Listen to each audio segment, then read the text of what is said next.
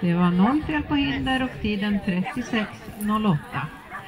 Då tar vi in startnummer 16, Mikaela Holegård från Eskilstuna Handelssyrklubb med Ella.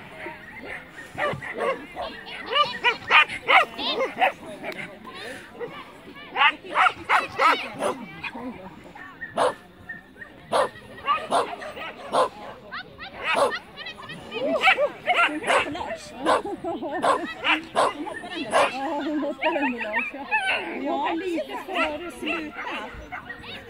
Lite för tidigt egentligen. Hon hoppar förut. Alltså 2 meter före hindret.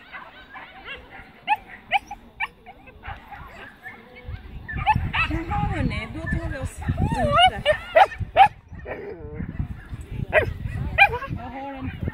Tyvärr blev det en diskning för det ekipaget.